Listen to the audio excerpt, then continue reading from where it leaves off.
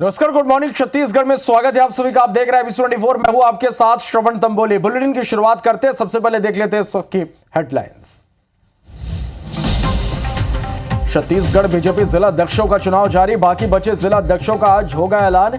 15 जिला अध्यक्षों की कल हुई घोषणा। रायपुर में सीएम साथ से मिले अमेरिकी राजदूत एरिक गॉरसेटी। कई क्षेत्रों में निवेश को लेकर हुई चर्चा। गॉरसेटी बोले, छत्तीसगढ़ में निवेश की अपार संभावनाएं। खैरागढ़ में नाबालिग का अपहरण कर दुष्कर्म। पुलिस ने नाबालिग को राजनांदगांव से किया बरामद। आरोपी गिरफ्तार।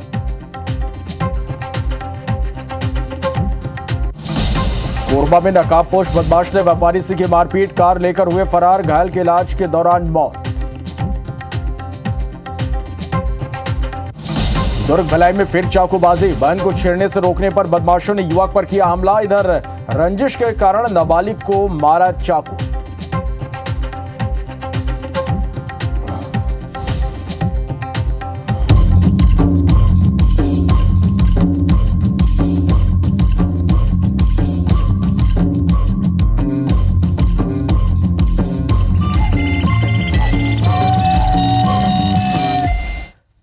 बुलेटिन की शुरुआत करेंगे एक बड़ी खबर के साथ। खैरागढ़ से बड़ी खबर है। नाबालिग से दरिंदगी की गई है। नाबालिग का अपहरण कर दुष्कर्म किया गया। शादी का झांसा देकर दुष्कर्म किया गया। राजनांदगांव ले जाकर नाबालिग से रेप हुआ है। राजनांदगांव से नाबालिग को बरामद कर लिया गया। ये बड़ी खबर आप तक पहुंचा रहे। आरोपी को पुलिस ने गिरफ्तार कर लिया है। खैरागढ़ थाना क्षेत्र का यह पूरा मामला है। तो खैरागढ़ से यह बड़ी खबर, नाबालिग से दरिंदगी का मामला सामने आया। नाबालिग का अपहरण कर दुष्कर्म किया गया। शादी का झांसा देकर दुष्कर्म किया गया है। राजनांदगांव ले जाकर आरोपी ने दुष्कर्म किया। नाबालिग को राजनांदगांव से बरामद कर लिया गया है। आरोपी को पुलिस ने गिरफ्तार कर लिया है। खैरागढ़ थाना क्षेत्र का यह पूरा मामला है। और इस खबर पर ज्यादा जानकारी के साथ हमारे सहयोगी प्रशांत सहारे हमारे साथ इस वक्त लाइव जुड़ गए। प्रशांत, नाबालिग से दरिंदगी का मामला सामने आया है। कब की ये पूरी घटना है? क्या कार्रवाई अब तक इस पूरे मामले में हुई? देखिए, खैरागढ़ जिला बना है। खैरागढ़ पुलिस लगातार अपराधियों को लगा रही है। ऑपरेशन मुस्कान के तहत यह कार्रवाई हुई थी। 2 तारीख को एक नाबालिग का अपहरण होता है और 5 तारीख को अपहरणकर्ता राजनांदगांव से सकुशल अपहरणकर्ता से जो है नाबालिग सकुशल बरामद की गई है। आपको बता दें कि जिला बनने के बाद से अपराधों पर किस तरह से जिला पुलिस लगातार अंकुश लगा रही है और उस तरह से खैरागढ़ में पॉक्सो एक्ट के तहत जो नया कानून जो BNS है उसके तहत अपराधी पर कार्रवाई की गई है और कल उस अपराधी की गिरफ्तारी होती है और जुडिशियल रिमांड पर भेज दिया गया है। अपहरण के बाद जो है अपहरणकर्ता जो है नाबालिग के साथ दैहिक शोषण करता रहा। इस बात की पुष्टि कल हुई और पुष्टि होने के बाद अपहरणकर्ता को तुरंत गिरफ्तार किया गया है। आरोपी धौलिया कन्हार का संदीप यादव बताया जा रहा है। चलिए प्रशांत, बहुत बहुत शुक्रिया आपका हमारे साथ जुड़ने के लिए और इस तमाम जानकारी के लिए। सूरजपुर से एक बड़ी खबर है। किसान की मौत लेकर एक बड़ा अपडेट है। धान संग्रहण केंद्र में ग्रामीण की मौत हुई थी। मामले में 2 चौकीदार, एक मुंशी सहित 3 आरोपी गिरफ्तार हुए। इस घटना का सीसीटीवी फुटेज भी सामने आया था। जिला विपणन अधिकारी को पुलिस नोटिस जारी करेगी। विपणन अधिकारी की मौजूदगी में मारपीट हुई थी। कोतवाली थाना क्षेत्र के देवनगर धान संग्रहण केंद्र का यह मामला है। तो बड़ी खबर आप तक पहुंचा रहे सूरजपुर से। किसान की मौत को लेकर यह बड़ा अपडेट है। धान संग्रहण केंद्र में ग्रामीण की मौत हुई थी। मामले में 2 चौकीदार, एक मुंशी सहित 3 आरोपी इस मामले में गिरफ्तार हुए हैं। घटना का सीसीटीवी फुटेज भी सामने आया था। जिला विपणन अधिकारी को पुलिस नोटिस जारी करेगी। विपणन अधिकारी की मौजूदगी में मारपीट हुई थी। कोतवाली थाना क्षेत्र के देवनगर धान संग्रहण केंद्र का यह पूरा मामला है।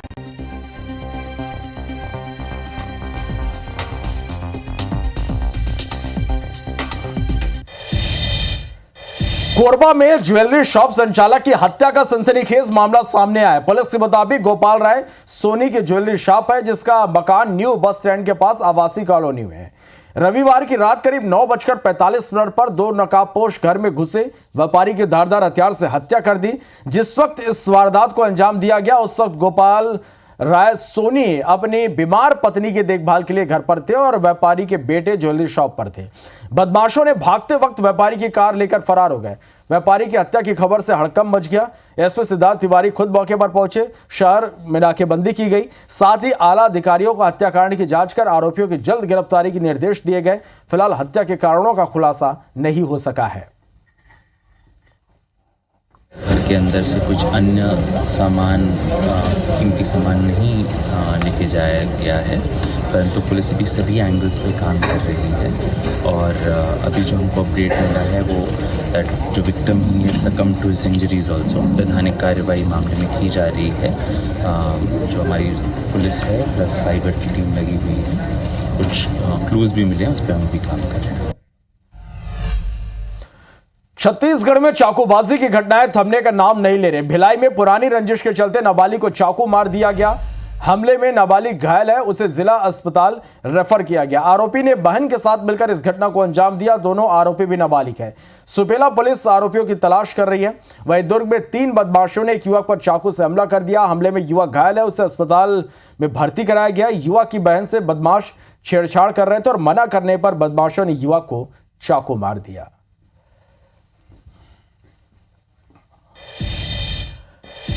IBC 24 संवाददाता संदीप शुक्ला को फोन पर जान से मारने की धमकी देने वाले सीता नदी के रेंज ऑफिसर नरेश चंद्र देवनाग के खिलाफ बड़ी कार्रवाई की गई। नरेश चंद्र को तत्काल रूप से गिरफ्तार कर जेल भेज दिया गया है। पत्रकार को जान से मारने की धमकी देने की बात सही पाए जाने के बाद गृह मंत्री विजय शर्मा के निर्देश पर यह कार्रवाई हुई है।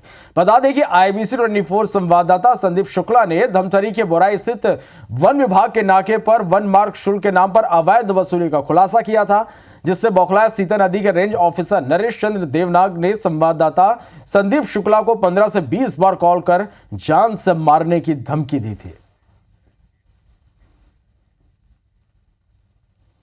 IBC 24 न्यूज़ चैनल के वरिष्ठ पत्रकार श्री संदीप शुक्ला द्वारा एक व्यक्ति नरेश चंद्र देवनाग के खिलाफ फ़ोन के माध्यम से गाली गलौज एवं धमकी की रिपोर्ट थाने में लिखाई गई थी। आरोपी को गिरफ्तार किया गया और माननीय SDM न्यायालय में पेश किया गया है। माननीय न्यायालय द्वारा उसे जहां से जेल भेज दिया गया है।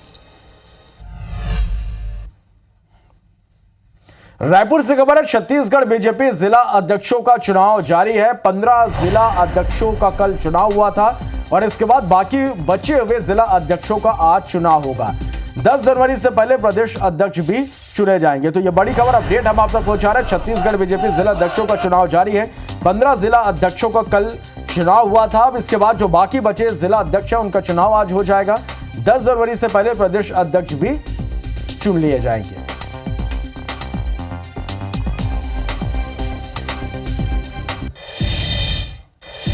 भाजपा संगठन चुनाव महापर्व के तहत रायपुर शहर ग्रामीण सहित 15 जिला अध्यक्षों की घोषणा कर दी गई है। सभी नियुक्तियां सर्वसम्मति से की गई है। 19 जिला अध्यक्षों की घोषणा की जा चुकी है। किस जिले में किसे जिम्मेदारी मिली, इस रिपोर्ट में आप देखिए।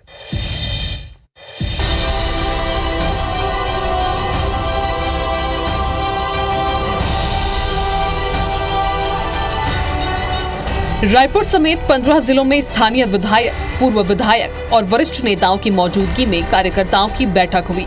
सर्वसम्मति से जिलाध्यक्ष के लिए दिल्ली में फाइनल हुए नाम की घोषणा की गई। रायपुर में संगठन चुनाव के जिला प्रभारी शिवरतन शर्मा, प्रदेश महामंत्री संजय श्रीवास्तव, चारों विधायक राजेश मूड़त, पुरंदर मिश्रा, मोतीलाल साहू और सुनील सोनी की मौजूदगी में रायपुर शहर अध्यक्ष के लिए रमेश ठाकुर और ग्रामीण अध्यक्ष के लिए श्याम नारंग के नाम की घोषणा की गई है। साथ ही महेश जैन कांकेर जिले के अध्यक्ष, पुरुषोत्तम देवांगन भिलाई के अध्यक्ष, सुरेंद्र कौशिक दुर्ग, घासीराम नाथ बीजापुर, लालजी यादव गौरेला पेड्रा मरवाही, चेमन देशमुख बालू, मुरलीधर सोनी जशपुर, दीनानाथ केसरवानी मुंगेली, अरुणधर दीवान रायगढ़, ओम प्रकाश जायसवाल बलरामपुर, भरत सिंह जशपुर, नर्मदा सिंह मोहला मानपुर और मनोज शर्मा कोरबा के जिलाध्यक्ष नियुक्त किए गए हैं।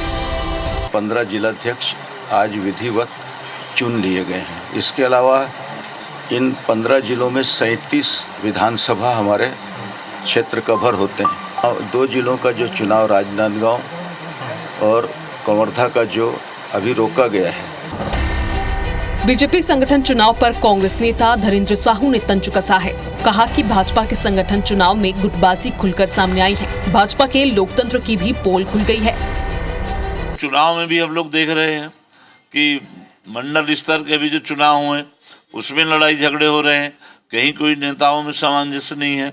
अभी अब जिला अध्यक्षों के चुनाव कागज में हो गए हैं और आपसी सहमति का नाम दे करके आज उसको नियुक्ति नहीं कर पा रहे हैं। निकाय चुनाव से पहले बीजेपी ने जिले में नए चेहरों को मौका दिया है। जिलाध्यक्षों के बाद प्रदेश अध्यक्ष के चुनाव की प्रक्रिया शुरू होगी। नए पदाधिकारियों के सामने निकाय चुनावों में प्रदर्शन की बड़ी चुनौती रहेगी। राजेश मिश्रा, IBC 24, रायपुर।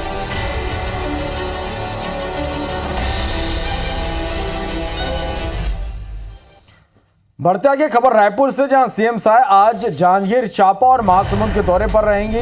11:30 बजे रायपुर से जांजगीर चांपा के लिए सीएम रवाना होंगे। 12:20 पर खोखरा में स्पोर्ट्स कॉम्प्लेक्स का लोकार्पण करेंगे। इसके बाद कचहरी चौक में हसदेव क्रिएटर्स हब का लोकार्पण करेंगे।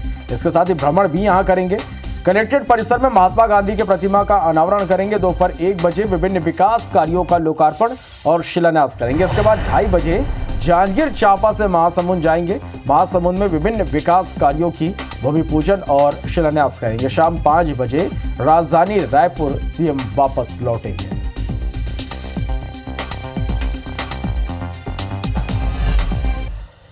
अमेरिकी राजदूत एरिक गारसेटी ने मुख्यमंत्री निवास में सीएम विष्णुदेव साय से मुलाकात की। इस दौरान दोनों के बीच राज्य में निवेश को बढ़ावा देने, सांस्कृतिक पहलुओं और आर्थिक संभावनाओं पर चर्चा हुई। सीएम साय ने उन्हें छत्तीसगढ़ में हो रहे विकास कार्यों और नई औद्योगिक नीति से निवेशकों के लिए बने अनुकूल वातावरण के बारे में विस्तार से बताया। सीएम साय ने कहा कि हमारा राज्य वैश्विक निवेशकों के लिए खुला है और यहां हर क्षेत्र में बड़े पैमाने पर विकास हो रहे हैं। अमेरिका जैसे मित्र राष्ट्रों का सहयोग हमारे लिए एक गौरव की बात है। वहीं राजदूत गारसेटी ने कहा कि हम छत्तीसगढ़ में विभिन्न अमेरिकी कंपनियों के निवेश को बढ़ावा देने की दिशा में मिलकर काम करेंगे। छत्तीसगढ़ वैश्विक निवेशकों के लिए एक महत्वपूर्ण डेस्टिनेशन बन सकता है। गारसेटी ने मुख्यमंत्री को 2028 में अमेरिका में आयोजित होने वाले ओलंपिक खेलों में शामिल होने का आमंत्रण भी दिया। इससे पहले जब मुख्यमंत्री ने उनसे पूछा कि आप चाय या कॉफी क्या लेना पसंद करेंगे, तब राजदूत गारसेटी ने कहा आई लव चाय, और मुख्यमंत्री के साथ उन्होंने चाय का आनंद लिया।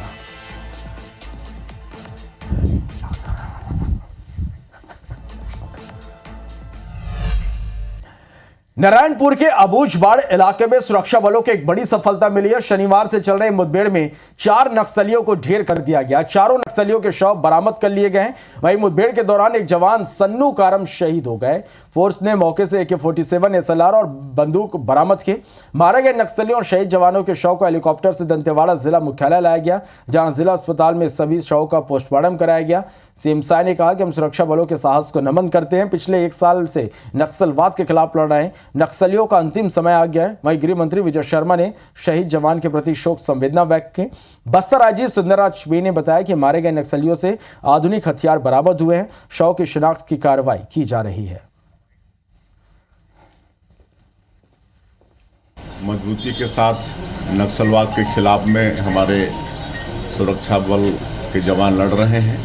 अभी भी जारी है। नारायणपुर क्षेत्र में वहाँ पर एक हमारा जवान भी शहीद हुआ है और हम सुरक्षा बलों के साहस को नमन करते हैं। निश्चित रूप से सफलता हम लोग को मिलेगी। नारायणपुर और बस्तर क्षेत्र में नक्सलियों से मुठभेड़ हुई और दिन भर गोलीबारी चलती रही, जिसमें वर्दीधारी नक्सली मारे गए। AK-47 और SLR आदि हथियार भी बरामद हुए हैं। बड़ी कामयाबी जवानों को मिली है, परंतु हमारे एक जवान शहीद हुए हैं। इस बात का बड़ा दुख है।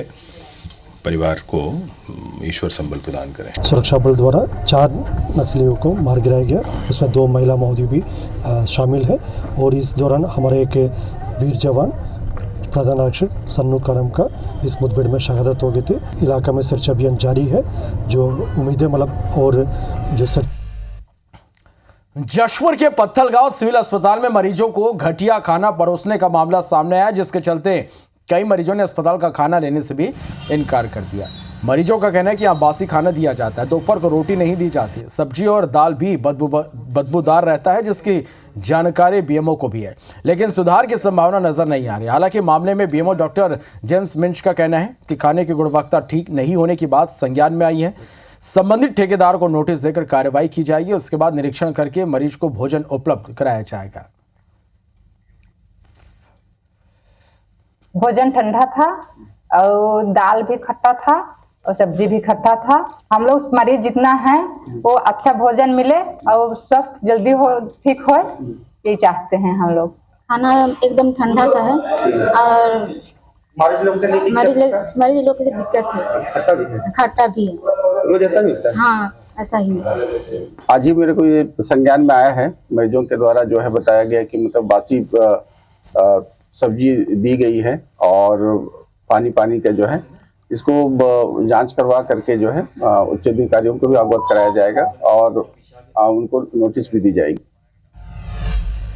कोरिया में नगर पालिक निगम चिरमिरी के साजा पहाड़ इलाके में रहने वाले लोग पिछले 15 सालों से गांव में भी बदतर जिंदगी जीने को मजबूर हैं। कहने को तो यह नगर पालिक निगम के वार्ड क्रमांक 1 में आता है, लेकिन यहां के आधा दर्जन मोहल्लों में बिजली, पानी और सड़क जैसी बुनियादी सुविधाएं तक उपलब्ध नहीं है।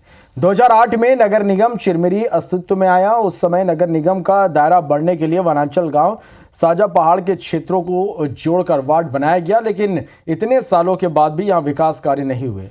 क्षेत्र में सड़क का निर्माण नहीं हो पाने से बारिश के दिनों में कई मोहल्लों में आवागमन बाधित हो जाता है। पेयजल के लिए लोग कुएं और हैंडपंप पर निर्भर हैं, जो गर्मियों में सूख जाते हैं। मजबूरी में लोग नालों और गड्ढों के पानी का उपयोग करते हैं। सड़क के अभाव के कारण यहाँ के लोग जंगलों और पहाड़ियों के बीच बनी पगडंडियों से गुजरते हैं। आप देख लीजिएगा, रोड को पूरा खोदाया हुआ है, उसमें पूरा मिट्टी डाल देंगे, प्लेन हो गया। अब ठीक है, रोड अच्छा है। बारिश तो होगा ना जी, बारिश होगा तो फिर खोद के ले जाएगा, फिर जब चुनाव आएगा तो फिर रोड को बनाएंगे दिखावे के लिए कि हम यहाँ काम कर रहे हैं, हम बनवा रहे हैं रोड। सरकार रही है कांग्रेस शासनकाल में, उन्होंने उस क्षेत्र का कोई भी काम ऐसा नहीं किया जो मूलभूत सुविधाएं होना चाहिए, रोड, बिजली, पानी। अभी पुनः भारतीय जनता पार्टी की सरकार आई है। निश्चित रूप से अभी ठेका भी हो गया है, वर्क ऑर्डर भी हुआ है कुछ, और तत्काल जितना जल्दी हो सकेगा जो बचे हुए क्षेत्र हैं उस पर कार्य प्रारंभ हो जाएगा। वन विभाग का भी एरिया पड़ता है, जिसके कारण से उनकी सीमाओं को ध्यान में रखते हुए भी वहाँ पर हो सकता है रोड की सुविधाओं में कमी है। और रही सवाल बिजली का, तो बिजली का इस बार वहाँ पर सर्वे भी कराया गया है, पर्याप्त और उपयुक्त व्यवस्था की जाएगी। और सड़क मार्ग के संबंध में भी वहाँ पर कुछ दूरी तक स्वीकृति भी हो चुकी है। जशपुर में मामूली बात पर एक युवक की हत्या के मामले में सिटी कोतवाली पुलिस को एक बड़ी सफलता मिली है। पुलिस ने आरोपी युवक को गिरफ्तार कर लिया। यह पूरी घटना 2 जनवरी की है, जहां मृतक लक्ष्मी नारायण भगत एक किराना दुकान में सामान लेने गया था। उसी दौरान वह एक महिला से बात कर रहा था। उसे देखकर सुखनाथ भगत ने टिप्पणी की। इसी बात पर लक्ष्मी नारायण और सुखनाथ भगत के बीच जमकर विवाद हुआ, जिसके बाद सुखनाथ भगत ने लक्ष्मी नारायण का गला दबाकर जमीन में उठाकर पटक दिया और उसके साथ जमकर मारपीट की, जिससे युवक की मौत हो गई। फिलहाल पुलिस ने फरार आरोपी को गिरफ्तार कर जेल भेज दिया है। आरोपी सुखनाथ आपत्ति जताते हुए वाद विवाद करने लगा और उसके गला को दबा दिया और मारपीट किया, उसकी मृत्यु हो गई। प्रार्थिया की रिपोर्ट पर थाना कोतवाली में धारा 103(1) BNS का अपराध पंजीबद्ध कर विवेचना में लिया गया। विवेचना के दौरान आरोपी को हिरासत में लेकर पूछताछ करने पर उसके द्वारा अपराध कबूल करने एवं पर्याप्त साक्ष्य पाए जाने पर विधिवत गिरफ्तार कर न्यायिक रिमांड पर माननीय न्यायालय के समक्ष पेश किया गया।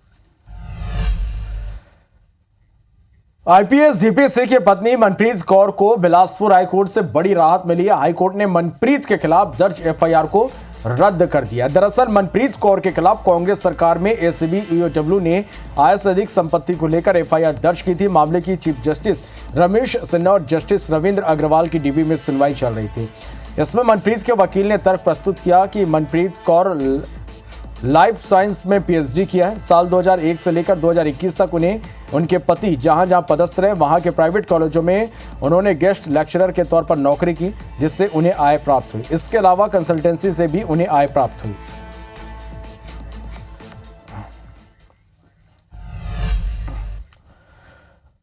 और इस बीच एक बड़ी खबर है, बीजापुर से पत्रकार हत्याकांड का मुख्य आरोपी गिरफ्तार हो गया। आरोपी सुरेश चंद्राकर को हैदराबाद से गिरफ्तार कर लिया गया। यह इस वक्त की सबसे बड़ी खबर आप तक पहुंचा रहे हैं। बीजापुर पत्रकार हत्याकांड का मुख्य आरोपी सुरेश चंद्राकर को पुलिस ने गिरफ्तार कर लिया है। सुरेश चंद्राकर को हैदराबाद से गिरफ्तार किया गया है। आपको बता दें जिस तरह से यह पूरा मामला सामने आया, लगातार मुख्य आरोपी की गिरफ्तारी की मांग की जा रही थी। 3 आरोपी इस मामले में पहले ही पुलिस के हत्थे चढ़ चुके हैं, लेकिन मुख्य आरोपी सुरेश चंद्राकर इस हत्याकांड के बाद से लगातार फरार था। अब पुलिस ने मुख्य आरोपी सुरेश चंद्राकर को हैदराबाद से गिरफ्तार कर लिया। यह बड़ी खबर तस्वीरें में हम आप तक पहुंचा रहे हैं। पत्रकार हत्याकांड में यह बड़ा अपडेट हम आप तक पहुंचा रहे हैं। मुख्य आरोपी सुरेश चंद्राकर को हैदराबाद से गिरफ्तार कर लिया गया है।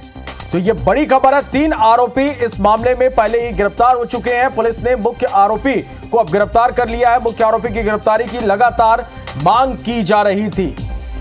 तो यह बड़ी खबर इस वक्त अब तक हम पहुंचा रहे हैं। मुख्य आरोपी एसआईटी ने आरोपी सुरेश चंद्राकर को गिरफ्तार किया। आपको बता दें कि सीएम ने इसकी घोषणा की थी। इस पूरे मामले की जांच एसआईटी से कराने की बात सीएम ने कही थी और इसके बाद एसआईटी ने अब मुख्य जो आरोपी है सुरेश चंद्राकर, उसे हैदराबाद से गिरफ्तार कर लिया है। तो यह बड़ी खबर आप तक पहुंचा रहे हैं इस वक्त की।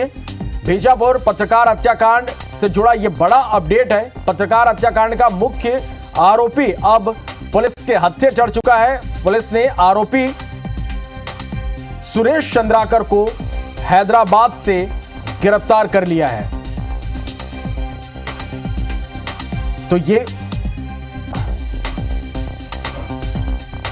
तो मुकेश चंद्राकर हत्याकांड का यह मास्टरमाइंड था। जिस तरह से पत्रकार मुकेश चंद्राकर 1 जनवरी को लापता हुए थे और उसके बाद 3 जनवरी को इसी के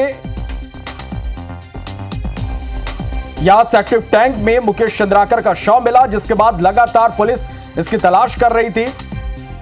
इसको लेकर पूरे छत्तीसगढ़ नहीं पूरे देश भर में लोगों का गुस्सा देखने को मिला और लगातार न्याय की मांग की जा रही थी। एसआईटी का गठन किया गया। एसआईटी ने मुख्य आरोपी को अब गिरफ्तार कर लिया। यह बड़ी खबर आप तक हम पहुंचा रहे हैं। मुख्य आरोपी सुरेश चंद्राकर को हैदराबाद से गिरफ्तार कर लिया गया। तो यह बड़ी खबर है। बीजापुर मुकेश चंद्राकर पत्रकार हत्याकांड मामले में यह बड़ा अपडेट है।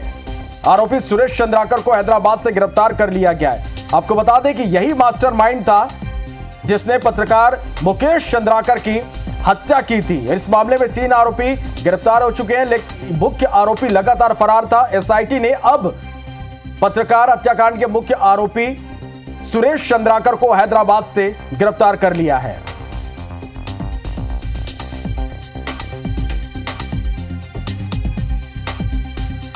चलिए इस खबर पर ज्यादा जानकारी के साथ हमारे संवाददाता संतोष तिवारी हमारे साथ इस वक्त लाइव जुड़े हैं। संतोष, लगातार जो इसका मुख्य आरोपी है सुरेश चंद्राकर फरार था, अब इसे गिरफ्तार कर लिया गया, क्या अपडेट इस पूरी खबर पर? जी आपको बता दूं कि पत्रकार मुकेश चंद्राकर की हत्या को लेकर काफी गहमा गहमी बचा था। काफी इस सिलसिले में मुख्य आरोपी माना जा रहा था सुरेश चंद्राकर को, जो फरार बताए जा रहे थे, जिसको पुलिस अधीक्षक बीजापुर के पुलिस अधीक्षक ने इस बात की पुष्टि की है। पुलिस अधीक्षक डॉक्टर जितेंद्र यादव ने बताया कि उनको हिरासत में हैदराबाद में ले लिया गया, उनसे पूछताछ जारी है। इस मामले को लेकर इसको मास्टरमाइंड माना जा रहा था, मुख्य आरोपी माना जा रहा था, लेकिन इनको हैदराबाद में गिरफ्तारी के बाद इनसे पूछताछ भी जारी है। हालांकि इस बात की पुष्टि पुलिस अधीक्षक ने करने की उनकी हिरासत में लिया, पूछताछ उनकी जारी है। इस मामले को लेकर काफी लंबे समय से इस बात पर चल रहा था कि फरार आरोपी कब तक नहीं गिरफ्तार किया गया, जिसको लेकर पत्रकार भी आक्रोशित थे और पत्रकार के साथ साथ पूरे बीजापुर जिले के ग्रामीण और इनके जो सुचिंतक थे उन लोग सब इस बात की एक हड़कंप मच गया था कि अभी तक गिरफ्तार नहीं किया गया, पुलिस से इतने लंबे समय तक क्यों गिरफ्तार नहीं किया गया।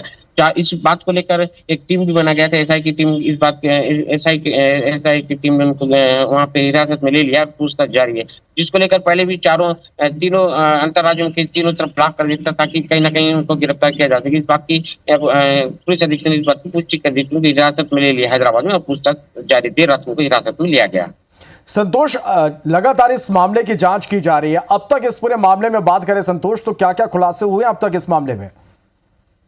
जी आपको बता दूं कि ये जो मुख्य मामला जो सड़क को लेकर खबर बनाई थी, एक सड़क था जो करीबन 150 करोड़ का सड़क माना जा रहा था। 52 करोड़ का सड़क को 150 करोड़ में बांटा गया था। ये लगभग 52 किलोमीटर का सड़क था, जिसमें 4 ठेकेदारों ने इसमें लिया था। इसमें एक ठेकेदार ये भी था और जिसका रोड बनाया था, जिसके गुणवत्ता को लेकर एक खबर बना के डाली थी मुकेश चंद्राकर ने, जिसको लेकर इस बात में विवाद हुआ था और विवाद के चलते 1 तारीख की उनकी हत्या कर दी गई थी और 3 तारीख की इनका शव एक सेप्टिक टैंक में पाया गया था, जिसको लेकर काफी पत्रकारों के साथ साथ पूरे देश का और राज्य का एक मूलता बन गया था कि भय लोगों में व्याप्त हो गया कि खबरों को लेकर भी अब सचेत रहना पड़ेगा। पहले माओवादी और पुलिस के बीच में जो की जाती थी। पत्रकार अब खबरों को लेकर भी एक अलर्ट रहना पड़ेगा। खबरों को लेकर किस समय किस तरीके से पत्रकारों को क्या कर दिया जाएगा समझ से परे, जिसको लेकर भी काफी दहशत और काफी मामले में आक्रोशित थे पत्रकार।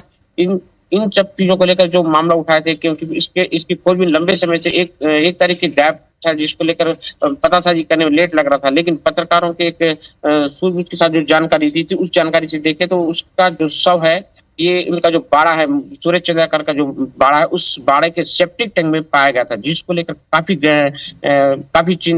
दर्दनाक मौत हत्या की थी, जिसको लेकर भी आक्रोशित थे। उसके बाद मास्टरमाइंड माने जाने वाले सूरज चंद्राकर को फरार थे, जिसको लेकर काफी पत्रकारों के साथ साथ पूरे ग्रामीण और उनके जो शुभचिंतक थे, नगरवासी, सबको लेकर इस बात में गुस्सा था। अब इनकी गिरफ्तारी के बाद में या इनकी जो हिरासत में लेने के बाद में हो सकता है कुछ मामले को लेकर अभी भी लोगों में ये आस जगह है कि पुलिस कुछ ना कुछ अच्छा कार्रवाई करेगी, जिससे इनको मुख्य आरोपियों को कड़ी से कड़ी सजा मिल सके।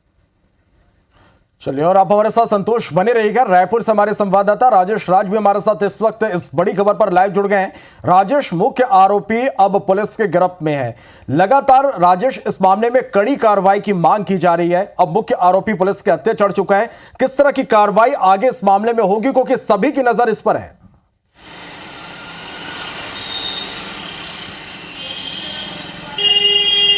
जी बिल्कुल, देखिए बेहद हाई प्रोफाइल मामला था और चूंकि पत्रकार की हत्या हुई, निश्चित रूप से सरकार के ऊपर बड़ा सवाल होता, लेकिन सरकार ने शुरू के दिन से ही स्पष्ट कर दिया था कि जो भी दोषी होंगे बड़ी कार्रवाई होगी, कड़ी कार्रवाई होगी। और देखिए, अब जो मुख्य मास्टरमाइंड है सूरज चंद्राकर, वो भी गिरफ्तार हो गया है।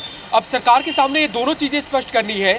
सरकार पहले ही घोषणा कर चुकी है कि सुरेश चंद्राकर ने ठेकेदारी के तौर पे जितने भी काम कराए हैं उन सब की जांच कराई जाएगी। तो वो भ्रष्टाचार का मामला खुलेगा, वो तो एक अलग कार्रवाई है, लेकिन उसकी गिरफ्तारी के बाद फिर ये देखा जाना बाकी रहेगा कि क्या ये हत्या सिर्फ एक ठेके के खुलासे से, आर्थिक नुकसान से जुड़ा है और उसमें अभी तक जो मास्टरमाइंड है सुरेश चंद्राकर, क्या वो और उसके 2-3 साथी ही शामिल है, या इसमें कोई और संरक्षण भी है, कोई और पॉलिटिकल संरक्षण भी है, किसी और बड़े नेताओं का या किसी और अधिकारी का या किसी दूसरे एंगल का भी कोई संलिप्तता है। क्योंकि पत्रकार को इस तरह से निर्दयता से मार देना और उसको इस निर्ममता से ठिकाने लगा देना बिना किसी संरक्षण के, चाहे वो संरक्षण किसी का भी हो, वो पॉलिटिकल भी हो सकता है, वो पुलिस का भी हो सकता है, तो उस तरह के संरक्षण के बगैर इस तरह की हिम्मत आ नहीं सकती एक ठेकेदार का। और वो एक पॉइंट जरूर रहेगा। सरकार स्पष्ट कर चुकी है, गृह मंत्री स्पष्ट कर चुके हैं कि इसमें जो भी एंगल होगा, जिस भी तरह की साजिश होगी, सबका पर्दाफाश होगा,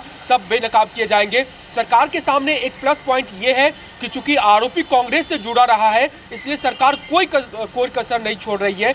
जितने भी एंगल है, जिस तरह की भी कड़ी कार्रवाई है, उसको करने की कोशिश कर रही है, ताकि ये दिखा सके कि लोकतंत्र की सुरक्षा के लिए और पत्रकारिता की सुरक्षा के लिए, पत्रकार की सुरक्षा के लिए सरकार के संकल्प है। तो निश्चित रूप से अब चूंकि मुख्य आरोपी पकड़ा गया है, तो आगे कुछ और कड़ियों का भी खुलासा होगा और ये भी खुलासा हो सकता है कि सुरेश चंद्राकर का इस घटना के साथ साथ कोई और लोग भी शामिल हैं या फिर उसका भ्रष्टाचार का खेल और कहां तक फैला है। ये सारे मामले खुल सकते हैं। बिल्कुल राजेश, तो कई सवाल जिनके जवाब अब मिलेंगे और एक कड़ी कार्रवाई की मांग लगातार की जा रही है। देखना होगा कि किस तरह की कार्रवाई अब इस आगे इस पूरे मामले में होती है। बहुत शुक्रिया आपका हमारे साथ जुड़ने के लिए, इस तमाम जानकारी के लिए। तो इसी के साथ फिलहाल इस बुलेटिन में इतना ही। नमस्कार।